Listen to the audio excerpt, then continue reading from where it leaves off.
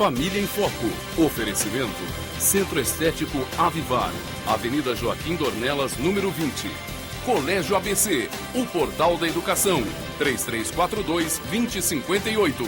Casa das Cores, faz parte da sua vida. 5 lojas. Escolha mais perto de você. Efisiomed, Avenida Afonso Pena, em frente ao Círculo Militar. Fone 3028-4949 ou pelo site www.fisiomed.com.br.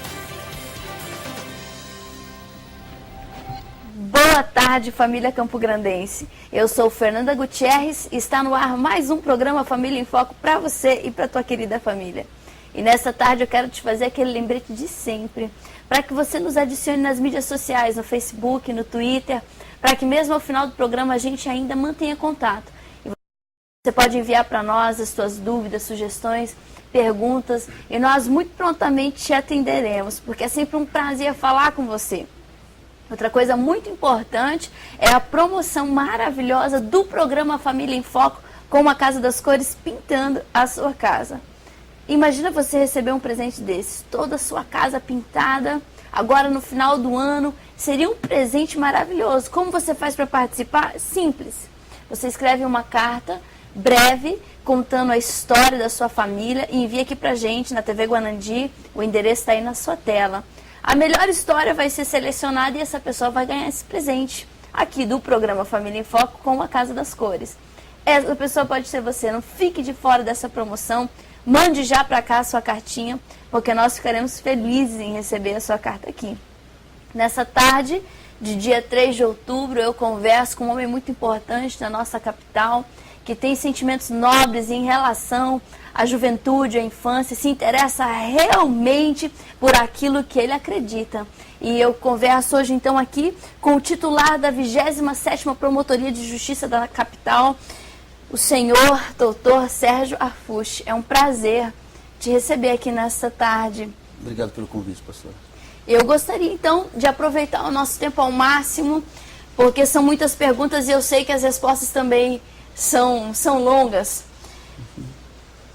A família hoje, no meio dessa sociedade um tanto quanto conturbada, ela ficou desacreditada. As pessoas, elas perderam a fé na família. Não precisa casar, não precisa isso, a criação dos filhos e tudo mais. Isso afetou diretamente na nossa sociedade, no resultado. Qual é a tua opinião em relação à família, doutor? Eu concordo. Nessa tentativa de se absorver as diversidades e as mudanças, deu-se outro tom, outra conformação para a família, que não aquela tradicional, o pai, a mãe e os seus filhos. Eu ouso dizer que pelo menos, talvez da Revolução Industrial, quando o homem foi tirado de casa, que antes trabalhava dentro de casa, nas suas oficinas. Com a industrialização, eles foram levados para as linhas de produção e as mulheres ficaram em casa com a incumbência de cuidar dos filhos. Com a revolução sexual, a mulher também saiu de casa. E então busca-se uma alternativa para esse tipo de cuidado e orientação para com os filhos. Transferiram isso para a escola. Não é difícil ver escolas com até 70% de alunos, onde nem o pai nem a mãe respondem por ele. Ou é a avó, o irmão, etc. Isso, sem dúvida alguma, feriu de morte o papel da família e, como resultado, é o que nós temos. Um volume absurdo de adolescentes nas ruas, sem quem os controle, sem quem os cuide. A soma disso é que o Brasil hoje é o 4º país no mundo em homicídio ou morte violenta de jovens de 14 a 19 anos. E quando me perguntam por que você acha, basta nós vermos as escrituras. Eles dizem que se você honrar pai e mãe, você vive bem e vive muito. A moçada está morrendo cedo porque quebrou esse princípio. E vejo também a gravidez precoce, 700 mil jovens brasileiras abaixo de 16 anos estão engravidando e geram um ciclo, uma nova geração vem produzido por quem é irresponsável. São capazes, né, de dar conta desse fruto que nasce e aí é só uma continuidade. Eu só quero saber onde é que estão as pessoas que promoveram essas coisas para pagar essa conta. Porque defender ideias de acordo com seus interesses ou seus desvios não é problema. O problema é ficar depois lá no final disso para pagar pela conta do que gerou. E infelizmente o Brasil está realmente ferido com isso. Vejo hoje, por exemplo, um absurdo que uma criança adotada poder ter o nome de pessoas do mesmo gênero, como pai e mãe. Eu vejo que os nossos legisladores, nossos juristas estão rasgando a Constituição Federal, até porque, pouco tempo atrás, nem era permitido colocar no registro que aquela criança era adotada, para preservar aquela criança. Hoje, você pode colocar o nome de pessoas do mesmo gênero, como pai e como mãe.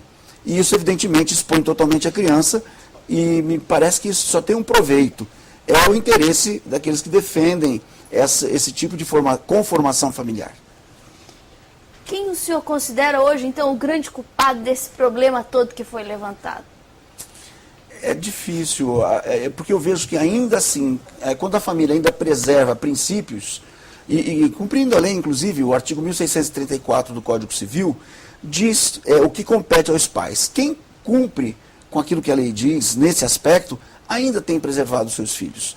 Eu vejo que, talvez não quem tem a culpa, mas quem está pagando a conta é a nossa juventude, e quem sofre com isso são os pais. Eu tenho visto um sem número de pais enterrando seus filhos. A ordem natural não é essa, é que os filhos enterrem seus pais. E quando isso inverte, isso fere de morte toda uma sociedade. É verdade.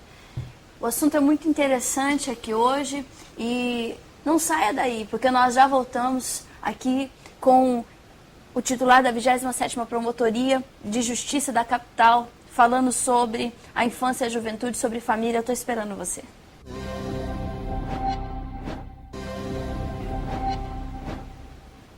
E nós estamos de volta com o nosso programa Família em Foco, aqui hoje com o Dr. Sérgio Arfuche, e eu gostaria de tomar todo o nosso tempo para que nada fosse desperdiçado.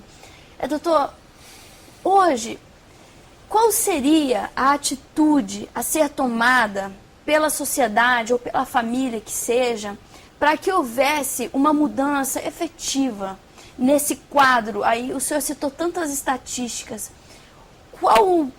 O que poderíamos fazer hoje? Ninguém vai poder resolver isso apertando um botão. Parece que começa cada um salvando-se a si e os seus filhos. O que falta, eu vejo, é que as pessoas de bem, aqueles que reservam esses princípios, se imponham mais. Eu vejo um sem número de pessoas contrárias a todas essas ingerências da família, mas ficam mudas em casa, esperando por alguém. É muito comum alguém me dar um tapinha nas costas e dizer, olha, eu concordo com tudo que você fala. Só que exatamente as pessoas que não concordam são aquelas que vão à mídia, que escrevem, que abrem processo. Que se expressam de alguma maneira, né? E isso, aquela minoria que contamina, que multiplica suas ideias, é que acaba prevalecendo. Eu vejo o poder público. Isso não aconteceu só no Brasil. Em todos os países em que o poder público se meteu demais na família, ingeriu, nós tivemos um problema muito grave, muito sério, de desestruturação, de perda de valores. O Brasil está andando por esse caminho. Nós temos leis que ingerem na família, que desmantelam a autoridade dos pais, e isso, como consequência, é o que nós temos. O poder público, ele faz isso, ele ingere na família para dizer o pai não manda, quem manda é o filho, isso é proteção. Só que quando essa gurizada vai para a rua, se droga, se mata, o Estado não está lá para enterrar. Não se responsabiliza, não é verdade? E o pai paga esse preço muito alto. Moral, né, emocional. E, claro, nós estamos perdendo cada vez mais, como eu estou dizendo. Quando esses jovens geram novos filhos e os seus avós é que cuidam, nós também estamos quebrando uma etapa. Salomão já dizia que você vai ver a prosperidade dos seus filhos, não neles, mas nos filhos dos seus filhos. Porque inclui na missão de educar, ensinar a cuidar dos filhos da próxima geração. E quando os avós entram nesse processo, no lugar dos pais, então, meu filho não tem competência para cuidar do próprio filho. Então, os avós entram nessa missão e começam a cuidar dos netos, só nos netos dos netos é que ele vai poder ver o resultado disso tudo. É um grande malefício os avós ocuparem o papel dos seus filhos irresponsáveis. É verdade. Na verdade, o que deve haver é uma volta ao princípio, né, original, de se fazer como Deus mandou que fosse feito. O pai responsável pelo filho, cuidando, ensinando, claro que amando, mas não deixando de impor limites. Sim. Como tem que ser feito? Se houver isso for consolidado dentro das famílias, há uma esperança para a nação. Eu tenho essa esperança. Eu tenho também. E por isso eu brigo por esses princípios. Eu tenho também. Mudando um pouco o rumo do assunto, qual é a sua opinião em relação a esse tema tão complicado desses últimos dias, a liberação do uso da maconha? Não é tão mudando. Não estamos mudando muito, não. Não, né? Não. Eu não gosto de falar o óbvio. Dá a impressão que você está subjugando a inteligência das pessoas. Mas é o que estão fazendo com a nossa, quando querem liberar o consumo de drogas. Em todos os países onde isso ocorreu, houve uma perda significativa de vidas, aumento da criminalidade e uma dificuldade muito grande de retomar o processo anterior. O Brasil é um país latino. Ele não tem a força que uma Suíça tem, como foi feito, até a Alemanha. Então, nós precisamos imediatamente, eu falo, quem sabe, na esperança de ver um dos nossos parlamentares federais, de se posicionar em relação a isso.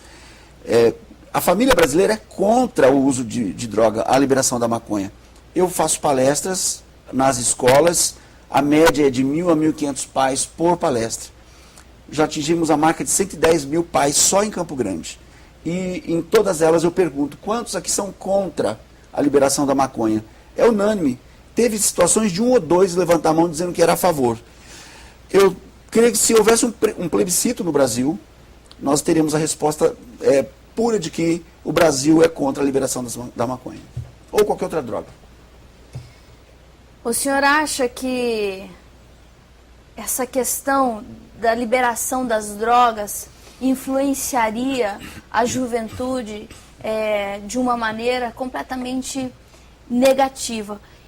E isso é muito óbvio, como o senhor falou, eu não gosto de falar o óbvio, mas por qual motivo, então, que algumas pessoas acham que isso poderia ser benéfico de alguma maneira para a sociedade? Nós temos 2 tipos de pessoas. O pior delas são os que vão ganhar muito dinheiro com isso. E esses que estão no Brasil com a plaquinha dizendo vamos liberar maconha, existe já um grupo internacional pelos royalties da cannabis no Brasil. É muito dinheiro que vão ganhar. E aqueles que querem usar drogas e não querem serem molestados nem incomodados. Uhum. E aí existe uma classe importante, não é só o miserável e o pobre, não. Nós temos pessoas de um bom nível social. Aliás, o que mais paga o tráfico é a classe A e B.